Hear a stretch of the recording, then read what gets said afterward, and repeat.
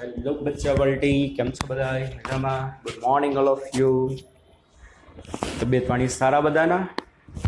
ચાલો, ન્યુક્લિયસ ચેપ્ટરની આમ જુઓ તો છેલ્લી થિયરી ન્યુક્લિયર રિએક્ટર.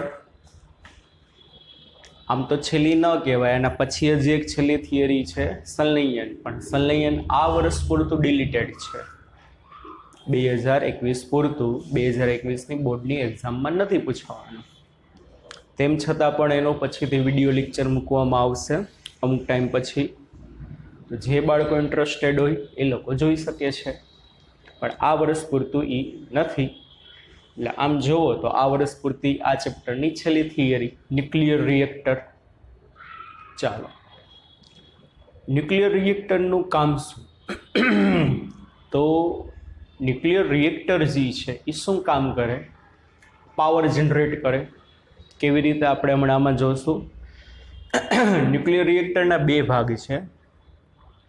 પહેલો ભાગ શું કે ભાઈ, ન્યુક્લિયર રિએક્ટર આપણે ચાલુ કરીએ છીએ. ન્યુક્લિયર રિએક્ટરમાં યુરેનિયમ જેવા ભારે તત્વોનું વિખંડન થાય છે. તો એ વિખંડન કરવામાં મેઇનલી બે પ્રોબ્લેમ ક્રિએટ થાય છે. બે પ્રોબ્લેમ શું છે અને બે પ્રોબ્લેમની સોલ્યુશન શું છે? આમ તો ઘણા બધા પ્રોબ્લેમ હોય, પણ મેઇન બે પ્રોબ્લેમ છે. કે ન્યુક્લિયર રિએક્ટરમાં તમારે વ્યવસ્થિત રીતે ઇલેક્ટ્રિસિટી પાવર તમારે જનરેટ કરવો હોય તો મેઇન બે પ્રોબ્લેમ આમાં આપ્યા છે, અને એ બે પ્રોબ્લેમનું આપણને સોલ્યુશન આપ્યું છે. એટલે એક પાર્ટ આ પૂછાઈ શકે કે ન્યુક્લિયર રિએક્ટરમાં ઉત્પન્ન થતી બે મુશ્કેલીઓ વર્ણવી, તેના ઉપાયો સૂચવો કે ભાઈ મુશ્કેલીનું નિવારણ માટે શું તમે ઉપાય કર્યા છે, એકી. અને બીજું છે એની રચના આપી છે. બ્લોક ડાયાગ્રામ આપેલો છે. બ્લોક ડાયાગ્રામ, આમાં તો બ્લોક ડાયાગ્રામ સાદી સિમ્પલ આકૃતિ આપી હતી, બાકી એકદમ જટિલ રચના હોય એની. પણ બ્લોક ડાયાગ્રામ દ્વારા સમજાવ્યું છે હાઉ ટુ વર્ક, કેવી રીતે રિએક્ટર શું કરે તો કે વર્ક કરે. તો ચાલો, પહેલો તો પ્રશ્ન શું? ન્યુક્લિયર રિએક્ટર જે છે એ શું ઉત્પન્ન કરે? વીજળી, ઇલેક્ટ્રિસિટી ઉત્પન્ન કરશે. શું કરશે? ઇલેક્ટ્રિસિટી. હાઉ, કેવી રીતે? જો શું થાય કે ભાઈ,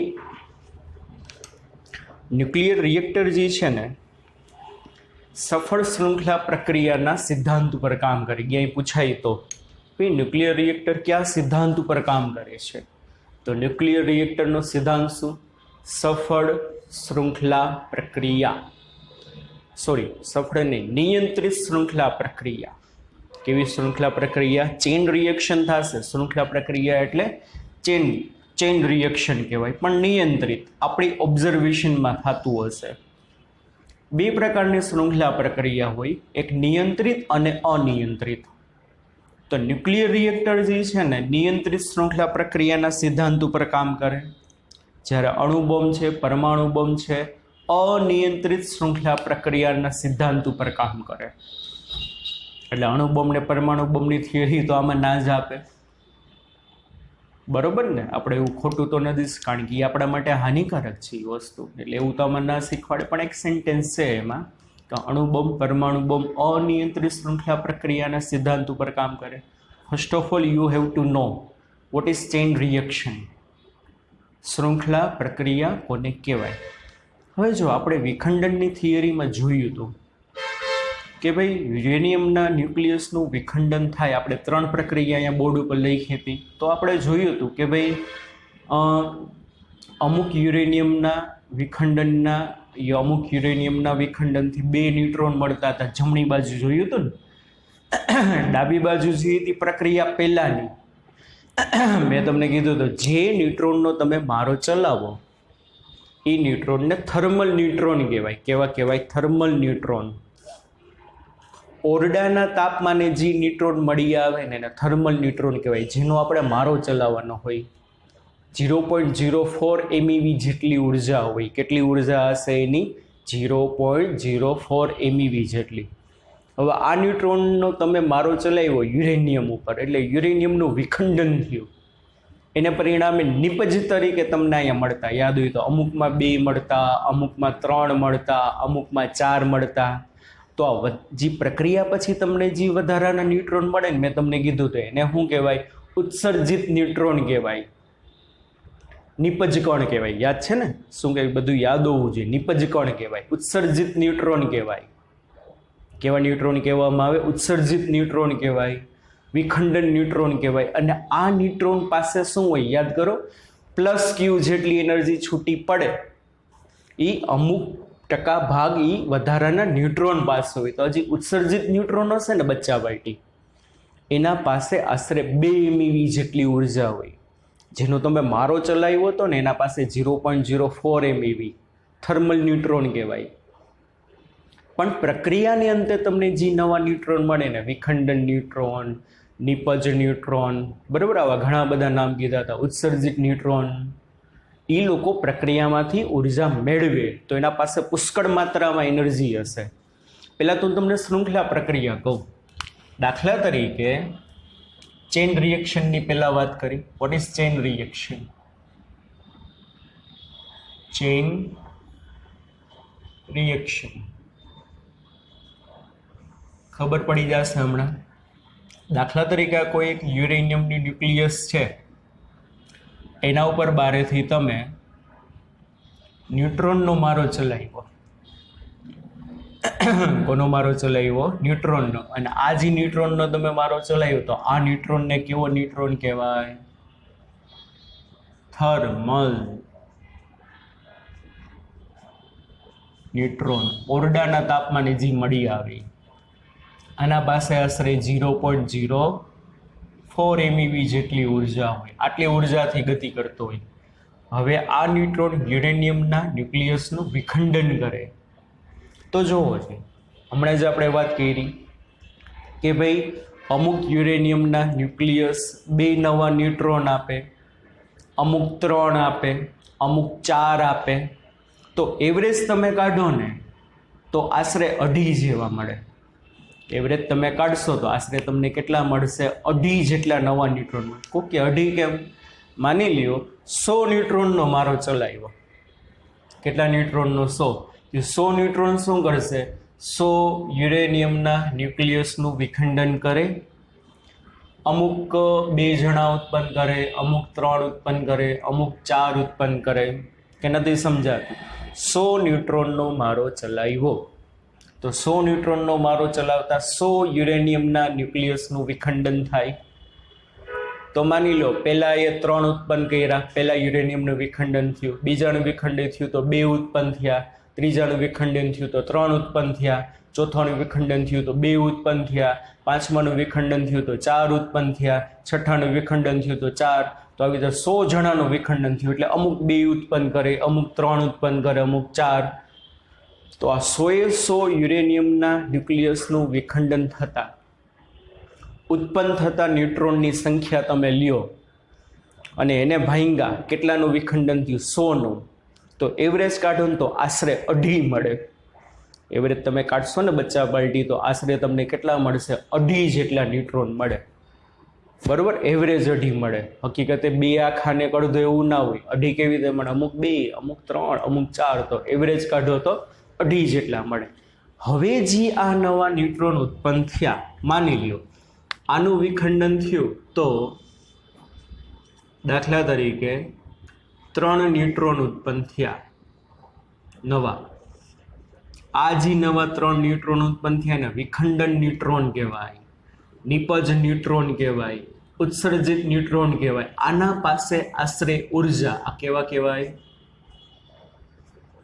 વિખંડન ન્યુટ્રોન. આના પાસે આશરે ઉર્જા કેટલી હોય? 2 MeV જેટલી હોય. કેટલી હોય? 2 MeV. હવે આ 3 નવા ન્યુટ્રોનનો આપણે આગળ જતા ઉપયોગ કરીએ. જો આપાત કર્યો એક, દાખલા તરીકે આપણે એકથી સમજીએ. એક આપાત કર્યો, નવા 3 મળ્યા. હવે આ 3 શું કરશે? આ ન્યુટ્રોન આ યુરેનિયમનું વિખંડન કરે, આ ન્યુટ્રોન આ યુરેનિયમનું વિખંડન કરે, આ ન્યુટ્રોન આનું વિખંડન કરશે. માની લ્યો આમાંથી 2 નવા મળ્યા, આમાંથી માની લ્યો 3 નવા મળ્યા, આમાંથી માની લ્યો 4 નવા મળ્યા. તો આગળ શું થશે? આ 2 જણાનું વિખંડન કરે, આ 3 જણાનું વિખંડન કરે, આ 4 જણાનું વિખંડન કરે. પાછું માની લ્યો આમાંથી 2 છૂટા પડ્યા, આમાંથી 3 છૂટા પડ્યા, આમાંથી 2 છૂટા પડ્યા, આમાંથી 3 છૂટા પડ્યા, આમાંથી 4 છૂટા પડ્યા, આમાંથી 2 છૂટા પડ્યા, આમાંથી 2 છૂટા પડ્યા, આમાંથી 3 છૂટા પડ્યા, આમાંથી 4 છૂટા પડ્યા. તો આગળ જતા શું કરશે? આ 2 નું વિખંડન કરે, આ 3 નું વિખંડન કરે, આ 2 નું કરે, આ 3 નું કરે, આ 1 2 3 4 નું કરે, આ 1 2 નું કરે, આ 1 2 નું કરે, આ 1 2 3 નું કરે, 1 2 3 4 નું કરે. તો જો તમારે શું કરવી પડી? પ્રક્રિયા એક વખત ચાલુ કરવી પડી, પછી તો પ્રક્રિયા આપમેળે ચાલુ જ રહેશે. ધક ધક ધક ધક ધક ધક ધક ધક ધક ધક ધક ધક ધક ધક ધક ધક. દિવાળી હમણાં ગઈ એટલે બધા ફટાકડા ફોડ્યા હોય. ફટાકડામાં ઓલી લાંબી શેર આવે, ખબર છે ને, 1000 વાળી ને 2000 વાળી ને 5000 વાળી ને. એટલે થાય શું? શરૂઆતમાં પહેલી વાટ હોય, પહેલી એટલે પહેલો જે ટેટો હોય તમારે એને હળગાવવું પડે. એટલે પેલો હળગશે એટલે પછી શું થશે? આખી ચેન થશે કે નહીં? એક પછી એક આખી લાંબી ચેન થઈ જશે કે નહીં? આપણે તો ખાલી પેલાને જ વાટ આપી, પેલાને જ સળગાવ્યો. હવે પહેલાનું સળગાવ્યું તો પેલો ફેટો તો બાજુમાં બીજો, ત્રીજો, ચોથો વાર થોડીક વારમાં તો શું થઈ જશે? 5000 ની શેર હોય તો 2-3 મિનિટમાં ડુક ડુક ડુક ડુક ડુમ પુષ્કળ માત્રામાં એનર્જી છૂટી પડે કે નહીં? હા કે ના? સમજાય છે કે નહીં? તો આ ચેઇન રિએક્શન કહેવાય. કેવું રિએક્શન? ચેઇન. આ તો મેં તમને એકનું ઉદાહરણ આપ્યું. વિખંડનમાં તો શું થતું હોય? રિએક્ટરમાં તો શું થતું હોય? એકીહારે હજારો ન્યુટ્રોનનો મારો ચલાવે. તો એકીહારે હજારો ન્યુટ્રોનનો મારો ચલાવે ને તો હજારો નવા મળે, હજારો. માની લ્યો એકીહારે 100 ન્યુટ્રોનનો મારો ચલાવ્યો તો 100 નું વિખંડન થયું. કેટલાનું? 100 નું. હવે 100 નું વિખંડન થાય તો એકમાં એવરેજ કેટલી છે? 2.5 છે. તો પહેલા તબક્કે બારેથી તમે 100 જણા આપ્યા, તો 100 જણા આપ્યા તો 100 નું વિખંડન થયું તો બારે કેટલા મળે? 2.5 મળે. કોકે 2.5 કેમ? હમણાં સમજાયું. એકની એવરેજ 2.5 ની આવે એટલે નવા 2.5 મળ્યા. આ નવા 2.5 શું કરે? બીજા 2.5 નું વિખંડન કરે. તો 2.5 નું વિખંડન થાય, 2.5 ગુણ્યા 2.5 એટલે બીજા 7.5 મળે. એ 7.5 બીજા 7.5 નું કરે. એટલે આ પ્રક્રિયા કન્ટિન્યુ ડુક ડુક ડુક ડુક ડુક ડુક ડુક ડુક ડુક ડુક ડુક ડુક ડુક ડુક ચાલુ જ રહે. આને ચેઇન રિએક્શન કહેવાય, શૃંખલા પ્રક્રિયા કહેવાય. કેવી કહેવાય? શૃંખલા પ્રક્રિયા. અને આ શૃંખલા પ્રક્રિયા જે છે એ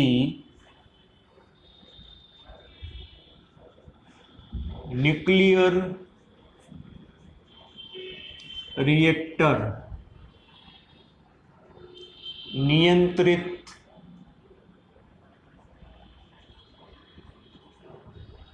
શૃંખલા પ્રક્રિયાના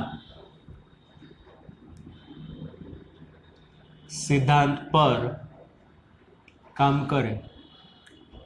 આજે આખી ચેઇન રિએક્શન હશે આપણા અંડર ઓબ્ઝર્વેશનમાં હશે. શું હશે? આખી ચેઇન રિએક્શન આપણા અંડર ઓબ્ઝર્વેશનમાં. આપણે એને કંટ્રોલ કરીને રાખશું. અમુક હદ કરતાં એનર્જી વધી જશે ને તો આપણે આને કંટ્રોલ કરશું. કેવી રીતે કરશું? હમણાં આગળની થિયરીમાં આવશે. બરોબર? કયા સિદ્ધાંત ઉપર કામ કરે? નિયંત્રિત શૃંખલા પ્રક્રિયા. અને અણુબોમ્બ, પરમાણુ બોમ્બ,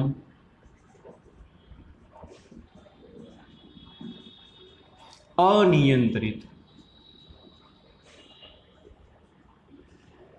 શૃંખલા પ્રક્રિયાના સિદ્ધાંત પર કામ કરે. કારણ કે અણુબોમ્બ, પરમાણુ બોમ્બમાં શું હોય? આપણે બીજા વિશ્વ યુદ્ધમાં જોયું હતું. જાપાનના હિરોશીમા અને નાગાસાકી ઉપર આ લોકોએ અણુબોમ્બ ફોડ્યો હતો.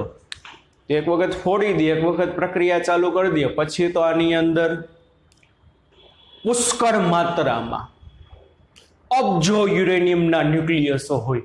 તો અબજો યુરેનિયમના ન્યુક્લિયસનું વિખંડન થાય તો કેટલી એનર્જી છૂટી પડે? વિચાર કરો. એ કઈ નિયંત્રણમાં ન હોય. એક પછી ડાક ડાક ડાક ડાક ડાક ડાક ડાક ડાક ડાક ડાક ડાક ડાક ડાક ચાલુ જ રહીએ. આપણે ખબર છે, યાદ કરો, અને પહેલાની થિયરીમાં જોયું હતું, એક યુરેનિયમનું વિખંડન થાય ને તો 200 MeV મળે ઉર્જા. યાદ કરો, બધું યાદ રહેવું છે. એક યુરેનિયમના વિખંડનથી આશરે 200 MeV ઉર્જા મળે. હવે આવા તો અબજો યુરેનિયમના વિખંડનથી કેટલી ઉર્જા મળે, અબજો MeV ઉર્જા મળે કે નહીં. અને આટલી પુષ્કળ માત્રામાં એનર્જી તો શહેરના શહેર શું કરી દે, નાશ કરી દે કે નહીં, અનિયંત્રિત. એમાં કાંઈ નિયંત્રણમાં હોય જ નહીં. પણ આપણું જે પાવર રિએક્ટર જે છે, બરોબર, એ પાવર રિએક્ટર જે હશે, ન્યુક્લિયર રિએક્ટર, એમાં નિયંત્રિત પ્રક્રિયા થતી હશે. એટલે આ થયું આપણું ચેન રિએક્શન. આટલું બેઝિક છે. આ મેં તમને સમજાવ્યું કે ચેન રિએક્શન કોને કહેવાય. અને બે પ્રકારના, એક નિયંત્રિત અને બીજું છે અનિયંત્રિત. એટલે અણુબોમ્બ, પરમાણુ બોમ્બ અનિયંત્રિત શૃંખલા પ્રક્રિયાના સિદ્ધાંત ઉપર શું કરશે તો કે વર્ક કરશે. પેજ નંબર 452 ઉપર આ બધી વસ્તુ આપેલી છે. છેલ્લો પેરેગ્રાફ ન્યુક્લિયર રિએક્ટરનો 453 ઉપર એ છેલ્લો પેરેગ્રાફ. બરાબર, આ બધું વસ્તુ મેં તમને કીધી. બરાબર, ચાલો હવે આપણે મેઇન થિયરી તરફ આગળ વધીએ.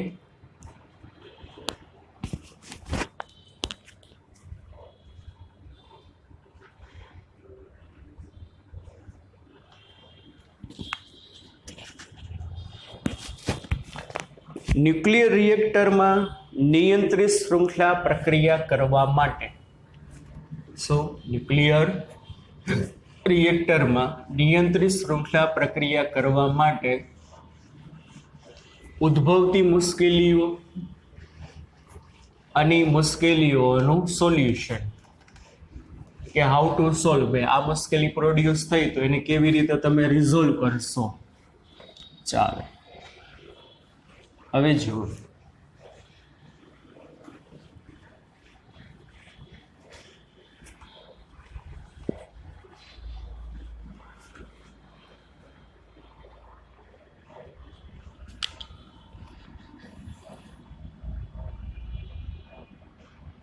નિયંત્રિત શૃંખલા પ્રક્રિયા દરમિયાન ઉદ્ભવતી મુશ્કેલીઓ અને તેનું નિવારણ, એટલે કે ઉપાયો, કે હાઉ ટુ સોલ્વ. એ મુશ્કેલી પ્રોડ્યુસ થાય ને કેવી રીતે સોલ્વ કરવી. પહેલી મુશ્કેલી શું છે જુઓ. પહેલી મુશ્કેલી એ છે કે આપણે ચેન રિએક્શનમાં જોયું કે ચેન રિએક્શન કેવી રીતે થાય. 100 ન્યુટ્રોનનો મારો ચલાવ્યો હોય તો 100 યુરેનિયમના ન્યુક્લિયસનું વિખંડન થાય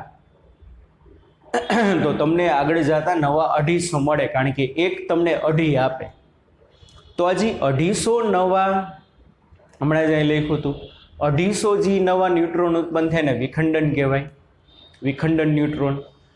આ વિખંડન ન્યુટ્રોન ઘણા ઝડપી હોય અને આ વિખંડન ન્યુટ્રોનની ઉર્જા આશરે કેટલી હશે? 2 MeV જેટલી હશે. હવે આટલા ઝડપી ન્યુટ્રોન શું થશે ખબર છે? જે ચેમ્બરમાં વિખંડન પ્રક્રિયા ચાલતી હોય, દાખલા તરીકે આ રૂમ છે, રૂમમાં શું ચાલે છે? યુરેનિયમનું વિખંડન પ્રક્રિયા ચાલે છે. તો શું થશે? ઝડપી ન્યુટ્રોનો હશે ને જે નવા ઉત્પન્ન થાય, એ ઝડપી ન્યુટ્રોન આશરે કેટલી એનર્જી? વિખંડન ન્યુટ્રોન આશરે 2 MeV જેટલી ઉર્જા ધરાવતા હોય. આ લોકો એક્સપેરિમેન્ટ કર્યા તો એવું જાણવા મળ્યું કે આ જે નવા ન્યુટ્રોન ઉત્પન્ન થશે ને એ જે ચેમ્બરમાં વિખંડન થતું હશે ને એ ચેમ્બરમાંથી બારે વયા જાય. કાં બારે વયા જશે? કારણ કે એના પાસે તો પુષ્કળ માત્રામાં 2 MeV જેટલી ઉર્જા છે. તો એ ન્યુટ્રોન ચેમ્બરની બારે વયા જાય. હકીકતે આપણે તો ચેન રિએક્શન માટે શું કરવાનું હતું? 100 આપાત કર્યા તો નવા 250 મળ્યા. કારણ કે 100 આપાત કરો એટલે 100 નું વિખંડન થાય તો નવા 250 મળે. 250 નો આપણે ઉપયોગ કરવાનો હતો આગળ નવા 250 નું વિખંડન કરવા માટે, કે નથી સમજાતું? તો આના પાસે 2 MeV જેટલી ઉર્જા હોય ને એટલા માટે શું થશે કે ભાઈ વિખંડન ચેમ્બરમાંથી શું થઈ જશે, બારે વયા જવાની સંભાવના પૂરી. તો આપણે ચેન રિએક્શન કરવું તો ચેન રિએક્શન થશે નહીં. દાખલા તરીકે આ વિખંડન ચેમ્બર છે બરોબર, એમાં યુરેનિયમનું શું થાય છે તો કે વિખંડન થાય છે. આપણે શું કર્યો, ન્યુટ્રોનનો મારો ચલાવ્યો તો જે નવા ન્યુટ્રોન ઉત્પન્ન થયા બરોબર, એ નવા ન્યુટ્રોન જે ઉત્પન્ન થયા એને વિખંડન ન્યુટ્રોન કહેવાય. અને આ ન્યુટ્રોનની ઉર્જા આશરે કેટલી હશે, 2 MeV જેટલી હોય. હવે આ નવા ન્યુટ્રોનને આપણે શું કરી, બીજા યુરેનિયમનું વિખંડન કરી, એનાથી ઉત્પન્ન થાય બીજાનું વિખંડન કરે. પણ આ નવા ઉત્પન્ન થયેલા વિખંડન ન્યુટ્રોનની ઉર્જા આશરે કેટલી હોય, 2 MeV. આટલી ઉર્જા હોવાથી આ ન્યુટ્રોન છે ને જે ચેમ્બરમાં વિખંડન ચાલતું હશે ને ચેમ્બરમાંથી બારે વયે જવાની પૂરેપૂરી સંભાવના. હકીકતે આને તો આપણે ઉપયોગમાં આગળ લેવાના હતા. 100 માંથી 250 કરાય, 250 માંથી 250 ગુણ્યા 2.5 કરાય બરોબર, એમાંથી 250 ગુણ્યા 2.5 ગુણ્યા 2.5 એટલે 2.5 ગણા થતા જાય કે નહીં. પણ આમાં તો શું થશે કે આ નવા ન્યુટ્રોન જે છે ચેમ્બરની બારે વયા છે, પૂરતા પ્રમાણમાં વિખંડન ન કરે. પહેલી મુશ્કેલી આપણી આટલી છે બરોબર. પહેલી મુશ્કેલી તમારે શું લખવાની કે ભાઈ ન્યુક્લિયર પ્રક્રિયાને અંતે, લખો હોય તો લખજો, ન્યુક્લિયર પ્રક્રિયાને અંતે ઉત્પન્ન થતા નવા ન્યુટ્રોન કૌંસમાં વિખંડન ન્યુટ્રોનની ઉર્જા આશરે 2 MeV જેટલી હોય. આટલી ઉર્જાવાળા ન્યુટ્રોન વિખંડન ચેમ્બરમાંથી બારે છટકી જવાની સંભાવના છે. જો તે બારે જતા રહેશે તો આગળની વિખંડન પ્રક્રિયા પૂરતા પ્રમાણમાં થાય નહીં. આ પહેલી મુશ્કેલી છે. ટેક્સ્ટબુકમાં જો તમે જુઓ તો પેજ નંબર 454 ઉપર હું તમને કહું એટલું જ તમારે લખવાનું છે. જુઓ, અંડરલાઈન કરાવવું એટલું પહેલી મુશ્કેલીમાં લખવાનું, બાકીનું ના લખતા. હું કહું કે અંડરલાઈન કરો એટલું જ. જો કે અત્રે દર્શાવેલી શૃંખલા પ્રક્રિયા સતત ચાલુ રાખવામાં અડચણ છે, મુશ્કેલી છે. પ્રયોગોથી એમ જણાયું છે કે 92 યુરેનિયમ 235નું વિખંડન ઉપજાવવામાં ધીમા ન્યુટ્રોન, જો કૌંસમાં હું લખ્યું થર્મલ ન્યુટ્રોન, અને કેવા ન્યુટ્રોન કહેવામાં આવે, થર્મલ ન્યુટ્રોન. બારેથી જે તમે આપ્યા હોય ઝડપી ન્યુટ્રોન કરતાં વધુ અસરકારક છે. ઝડપી ન્યુટ્રોન એટલે આ જે નવા ઉત્પન્ન થયા આની એનર્જી કેટલી હોય, આશરે 0.04 MeV. એને ધીમા કહેવાય. આ જે નવા ઉત્પન્ન થયા એની કેટલી હશે, 2 MeV. એ અંડરલાઈન કરો કે યુરેનિયમ 235નું વિખંડન ઉપજાવવામાં ધીમા ન્યુટ્રોન ઝડપી ન્યુટ્રોન કરતાં વધુ અસરકારક છે. આટલું અંડરલાઈન કરવાનું છે. જી કહો એટલું જ અંડરલાઈન કરજો. ઉપરાંત વિખંડનમાં મુક્ત થયેલા ન્યુટ્રોન બીજી વિખંડન પ્રક્રિયા ઉપજાવવાને બદલે ભાગી છૂટે એમ પણ બને બરોબર. એ પણ અંડરલાઈન કરો. આ જે નવા વિખંડન ન્યુટ્રોન ઉત્પન્ન થયા એ આગળનું વિખંડન પ્રક્રિયા કરવાને બદલે રિએક્ટરમાંથી શું થઈ જશે, બારે વયા જાય. 92 બીજો પેરેગ્રાફ. 92 યુરેનિયમના વિખંડનથી ઉદ્ભવેલા ન્યુટ્રોનની ઉર્જા સરેરાશ કેટલી હોય, 2 MeV. આ ખાસ અંડરલાઈન કરો. જે નવા ન્યુટ્રોન ઉત્પન્ન થયા એની ઉર્જા કેટલી હશે, આશરે 2 MeV. આ ન્યુટ્રોનને જો ધીમા પાડવામાં ન આવે તો યુરેનિયમના ન્યુક્લિયસ સાથેની પ્રક્રિયા કર્યા વિના ન્યુક્લિયર રિએક્ટરમાંથી ભાગી છૂટે. આટલું તમારે લખવાનું. આ બધું અંડરલાઈન કરજો. પેલી 2 લીટી. આ પ્રથમ મુશ્કેલી. તમારે શું લખવાનું એમ પૂછે કે ભાઈ સફળ શૃંખલા પ્રક્રિયા કરવા માટે ન્યુક્લિયર રિએક્ટરમાં ઉદ્ભવતી મુશ્કેલીનો ઉપાય. તો આ પહેલી મુશ્કેલી જેટલું અંડરલાઈન કર્યું એટલું લખવાનું. મુશ્કેલી 1 અને આ લખવાનું, પછી એનો નીચે ઉપાય જોવા. કહો એટલું જ અંડરલાઈન કરજો. શૃંખલા પ્રક્રિયાને ચાલુ રાખવા માટે વિખંડન દ્રવ્યો ખૂબ વધારે જથ્થો વાપરવામાં આવે. ઝડપી ન્યુટ્રોનને હલકા ન્યુક્લિયસ સાથે સ્થિતિ, કાંઈ અંડરલાઈન ના કરતા, કહો એટલું જ. આ ખાલી વાર્તા છે. સ્થિતિસ્થાપક પ્રકીર્ણનથી ધીમા પાડવાની જરૂર છે.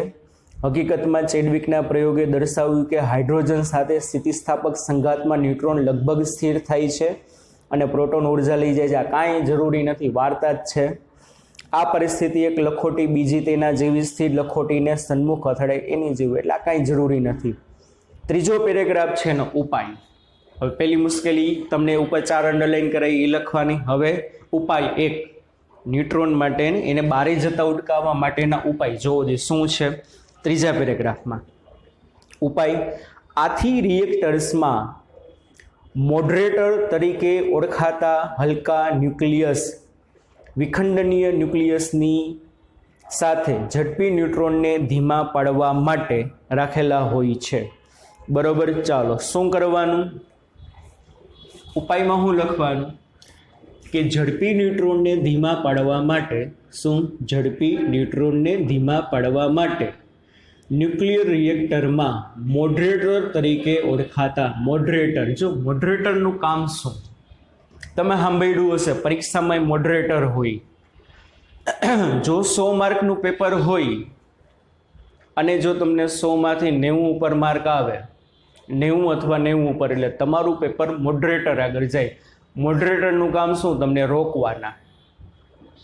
જો તમને 94 માર્ક માની લ્યો આવ્યા હોય તો ગમે એમ કરીને નાની ભૂલું કાઢીને તમને 94માંથી 91 92 ગમે એમ કરીને લઈ આવી દે. નાની હાડી હાવ ટેક્સ્ટ બુક બાજુમાં લઈને હાડો બે. અમે જોયું હોય પેપર ચેક કરવા જતા હોય ને તો. મોડરેટરનું કામ શું? નામ જ છે મોડરેટર. મોડરેટર એટલે હું કોઈ પણ વસ્તુને મોડરેટ કરે. મોડરેટ કરે એટલે એને રોકે. એ ભાઈ આગળ નથી જવાનું તારે, તું બહુ આગળ જાસ, એટલે ધીમો પાડી દે. ટ્રાફિક સિગ્નલ ઉપર જે ટ્રાફિક પોલીસ એક પ્રકારના મોડરેટર કહેવાય. કરીને જતો હોય ટ્રાફિક એક સિટી મારે એટલે તમારું ઊભું રહેવું પડે કે એક પ્રકારના મોડરેટર કહેવાય. તો ચાલો પેલી મુશ્કેલી લખાવી. ઉપાય શું?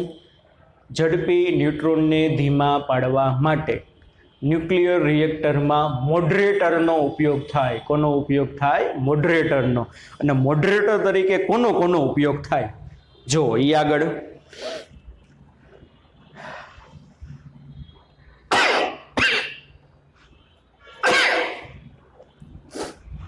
ત્રીજા પેરેગ્રાફની બીજી લીટી. સામાન્ય રીતે વપરાતા મોડરેટર સામાન્ય પાણી હોય. ભારે પાણી એટલે D2O, ગ્રેફાઇટ. બરોબર, MCQમાં પૂછાય છે કે ન્યુક્લિયર રિએક્ટરમાં મોડરેટર તરીકે કોનો ઉપયોગ થાય છે? સામાન્ય પાણીનો H2O, ભારે પાણી એટલે D2O, ગ્રેફાઇટનો કોનો ઉપયોગ થશે? તો કે ગ્રેફાઇટનો. ગ્રેફાઇટ એટલે પેન્સિલમાં જે ઓલી આવે ને એને ગ્રેફાઇટ કહેવાય. ચોથી વસ્તુ નથી લખવી તો આમાં લખી લ્યો બેરેલિયમનો. ચોથી વસ્તુ તમારી બાજુમાં લખવી તો લખી લેજો. કોનો ઉપયોગ થશે? તો કે બેરેલિયમ ઓક્સાઇડનો. કોનો ઉપયોગ થાય? બેરેલિયમ. આ 4 જણા મોડરેટર છે. કોણ? સામાન્ય પાણી, ભારે પાણી, ગ્રેફાઇટ અને બેરેલિયમ ઓક્સાઇડ. આ 4 જણાનું કામ શું? તો કે 4 જણાનું કામ શું? ઝડપી ન્યુટ્રોનને ધીમા પાડે. એના પાસે વધારાની જે ઉર્જા હશે ને શોષી લે. 2 MeV માંથી એની ઉર્જા કેટલી કરી નાખે? 0.04 MeV. તો આ જે ઉત્પન્ન થયેલા ન્યુટ્રોન પાસે જો આટલી તમે ઉર્જા રહેવા દેશો ને તો રિએક્ટરમાંથી બહાર વયા જશે. પણ એને ધીમા પાડવા પડે. ધીમા પાડવા માટે મોડરેટર તરીકે સામાન્ય પાણી, ભારે પાણી, ગ્રેફાઇટ અને બેરેલિયમ ઓક્સાઇડ, આ 4 જણાનું કામ શું? ઉત્પન્ન થયેલા ન્યુટ્રોનની વધારાની એનર્જી શોષી નાખે અને એને થર્મલ ન્યુટ્રોનમાં કન્વર્ટ કરી નાખે. કેમાં? 0.04. એટલે ધીમા પાડી દેશે એટલે બારે ના જઈ શકે.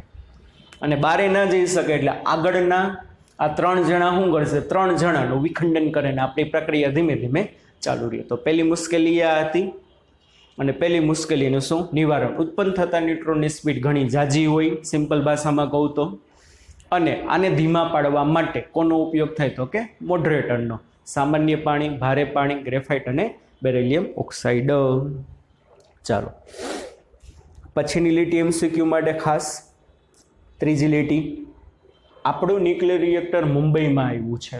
જ્યાં આવેલું છે? ઇન્ડિયાનું મુંબઈમાં. મુંબઈમાં ભાભા એટોમિક રિસર્ચ સેન્ટર ખાતે અપ્સરા રિએક્ટરમાં. રિએક્ટરનું નામ શું છે? તો કે અપ્સરા. અપ્સરા રિએક્ટરમાં મોડરેટર તરીકે સામાન્ય પાણી વપરાય છે. શું વપરાવવામાં આવે છે? સામાન્ય પાણી. MCQમાં પૂછી શકે કે ભારતમાં ભાભા એટોમિક રિસર્ચ સેન્ટર ખાતે આવેલા ન્યુક્લિયર રિએક્ટરમાં મોડરેટર તરીકે નીચેનામાંથી કોનો ઉપયોગ થાય છે? ચારે ચારના આપ્યા હોય, ભારે પાણી, સામાન્ય પાણી, ગ્રેફાઇટ અને બેરિલિયમ. કોકે સરે કીધું તો આ ચારે ચાર, પણ આમાં સ્પેસિફાઈ કરીને પૂછ્યું ઇન્ડિયામાં જે રિએક્ટર છે એમાં કોનો ઉપયોગ થાય, તો એમાં કોનો ઉપયોગ થાય છે તો કે સામાન્ય પાણીનો. ઓકે બચ્ચા વલટી, આ સમજાણું. તો આ પહેલી મુશ્કેલી ને ના એનો પહેલો ઉપાય. ચાલો બીજી મુશ્કેલી માટે શું આપણે જોવાનું છે? જોવા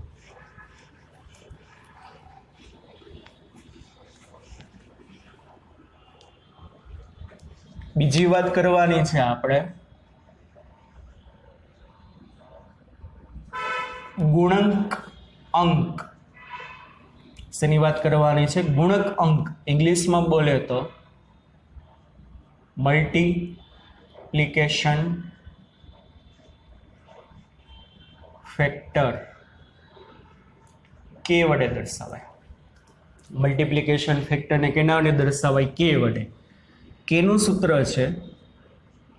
કે બરાબર મલ્ટીપ્લિકેશન ફેક્ટર કે બરાબર છેદમાં આપાત ન્યુટ્રોન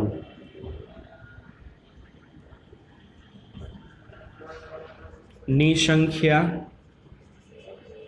અને અંશમાં ઉત્સર્જિત ન્યુટ્રોનની સંખ્યા. ટેક્સ્ટમાં બહુ વિચિત્ર ભાષામાં લખ્યું છે. સરળ ભાષામાં તમને એમ કહું કે શું? મલ્ટીપ્લિકેશન ફેક્ટર કે. કે એટલે શું?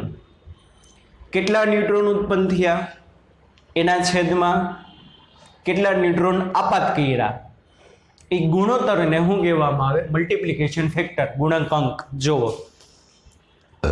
ચોથા પેરેગ્રાફની પહેલી લીટી.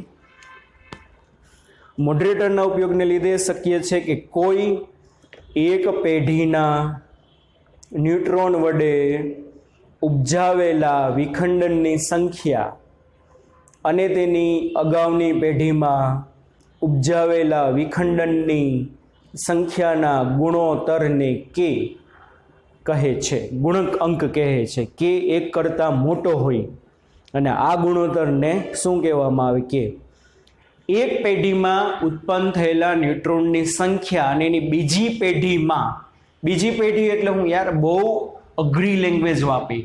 બીજી પેઢી એટલે હું? આની પહેલાની પેઢી. પહેલાની પેઢી એટલે શું? જેના આપાત કર્યા હોય ને એ.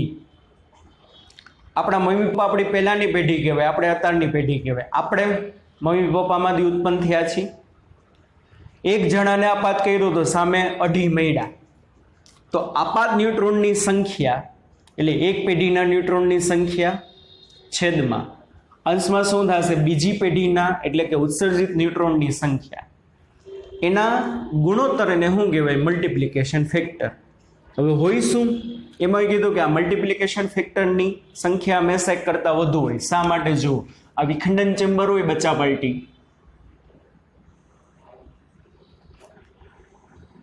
આ વિખંડન ચેમ્બરમાં યુરેનિયમનું શું થતું હોય? વિખંડન. અને માની લ્યો તમે 100 ન્યુટ્રોન આપાત કર્યા. કેટલા ન્યુટ્રોન આપાત કર્યા? 100. તો 100 ન્યુટ્રોન જો તમે આપાત કરશો ને તો 100 જણાનું વિખંડન થાય તો તમને 12 નવા કેટલા મળશે? 250.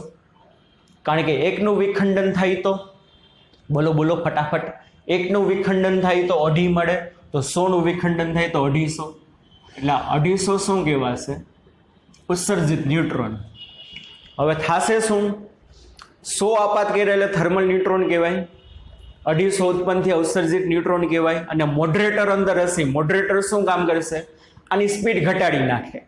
આની સ્પીડ ઘટાડી નાખશે એટલે 250 શું કરે? બીજા 250નું વિખંડન કરે. એટલે બીજા 2.5 ઉત્પન્ન થતા જાય કે નહીં? વાત સમજાય છે મારી? હા કે ના? તો ચાલો હવે જો શું થાય? કેની વેલ્યુ હંમેશા 1 કરતાં મોટી હોય. શા માટે? કારણ કે જો કે બરાબર હું આપાત ન્યુટ્રોનની સંખ્યા 100, ઉત્પન્ન થયેલા ન્યુટ્રોનની સંખ્યા કેટલી? 250. એટલે જવાબ તમારો શું આવે? 2.5 ઇઝ ગ્રેટર ધેન 1. હંમેશા કેની વેલ્યુ કેવી આવશે? ગ્રેટર ધેન 1 આવશે. હા કે ના? સમજાય છે કે નહીં? જો ઇફ કે ગ્રેટર ધેન 1, શું થશે? કેની વેલ્યુ ગ્રેટર ધેન 1, તો આ છે ને સુપર ક્રિટિકલ અવસ્થા કહેવાય. કેવી કહેવાય? સુપર ક્રિટિકલ અવસ્થા. આમાં રિએક્ટર છે ને બ્લાસ્ટ થઈ જાય. કેવી રીતે હમણાં સમજાવું? ઇફ કે ઇઝ ઇક્વલ ટુ 1, તો ખાલી ક્રિટિકલ અવસ્થા કહેવાય. આમાં શું થાય? નિયંત્રિત શૃંખલા પ્રક્રિયા થાય. એન્ડ ઇફ કે લેસ ધેન 1, તો આને કહેવાય સબ ક્રિટિકલ પોઝિશન. અને આમાં રિએક્ટર ધીમે ધીમે શું થતું જાય? બંધ પડતું જાય. શું થતું જાય? રિએક્ટર ધીમે ધીમે શું થાય? તો કે બંધ પડે. હવે તમને સ્ટેપ બાય સ્ટેપ સમજાવું. જુઓ, કે ગ્રેટર ધેન 1 હોય તો સુપર ક્રિટિકલ. જો આપણે તમે નામ સાંભળ્યું છે ICU, ઇન્ટેન્સિવ ક્રિટિકલ યુનિટ. આપણે કોઈ પણ વ્યક્તિ બહુ ઝાઝો જ્યારે બીમાર હોય તો આપણે એમ કે એ ભાઈને તો એ બેનને તો ICUમાં દાખલ કર્યા છે. ICUનું ફૂલ ફોર્મ શું થાય? Intensive critical unit. એટલે બહુ પરિસ્થિતિ જ્યારે ખરાબ હશે ને તો ત્યારે એને ICUમાં દાખલ કરે. હવે પેલું શું વસ્તુ કરી? ઇફ કે ગ્રેટર ધેન 1, કેની વેલ્યુ જો કન્ટિન્યુ એક કરતાં મોટી રહે ને તો એને સુપર ક્રિટિકલ અવસ્થા કહેવાય. ને ન્યુક્લિયર રિએક્ટર ગમે ત્યારે શું થઈ જાય? બ્લાસ્ટ થઈ જાય. કારણ કે થાય શું? જુઓ, પહેલા સ્ટેજમાં થાય શું? તમે 100 ન્યુટ્રોનનો મારો ચલાવ્યો. કેટલાનો મારો ચલાવ્યો? 100નો. તો નવા કેટલા ઉત્પન્ન થયા? 250. એટલે આ ઉત્પન્ન થયેલા ન્યુટ્રોન છેદમાં આપાત થયેલા ન્યુટ્રોન, એટલે આ અંક એક કરતા મોટો રહેશે. હવે આ 250 શું કરે? ઓલા મોડરેટર એને બારે ના જવા દે, એને ઠંડા પાડી દે. તો 250 શું કરે? બીજા 250 નું વિખંડન કરે. હા કે ના? તો નવા કેટલા ઉત્પન્ન થાય?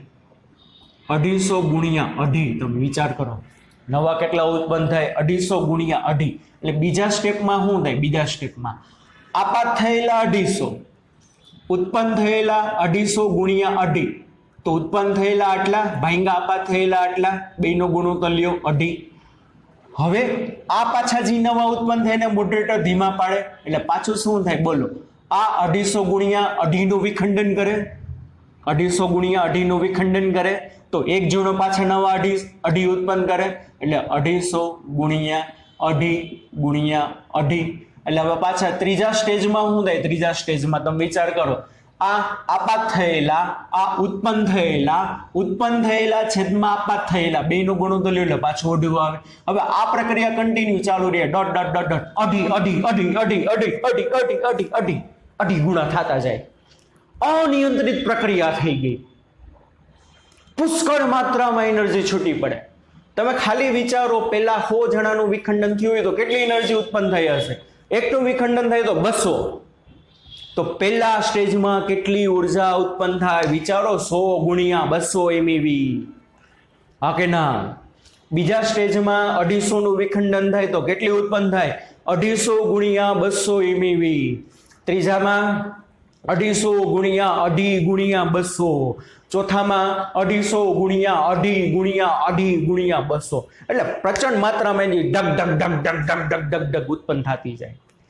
આ વસ્તુ અણુ બોમ્બમાં કામની છે, પરમાણુ બોમ્બમાં કામની છે. અનિયંત્રિત પ્રક્રિયા થઈ ગઈ. કેની વેલ્યુ કન્ટિન્યુ એક કરતા શું થાય? મોટી થાય.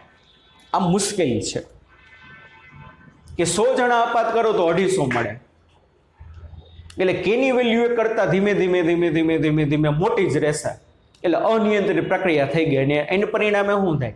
રિએક્ટર બ્લાસ્ટ થવાની સંભાવના પૂરેપૂરી. તો આનું કાંઈક તો તમારે નિયંત્રણ કરવું પડે કે નહીં? તો આ પહેલી મુશ્કેલી છે. મુશ્કેલીના નિવારણ માટે કરે શું ખબર છે? જેવી કેની વેલ્યુ એક કરતા વધે ને, શું થાય બચ્ચા વાલટી? જેવી કેની વેલ્યુ એક કરતા વધે ને એટલે આની અંદર છે ને સળિયા દાખલ કરે કે ગ્રેટર ધેન 1 થતા રિએક્ટરમાં ન્યુટ્રોન શોષક સળિયા દાખલ કરી વધારાના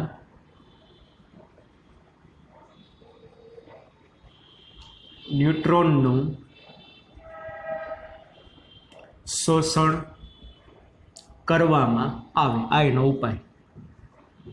અને ન્યુટ્રોન શોષક સળિયા તરીકે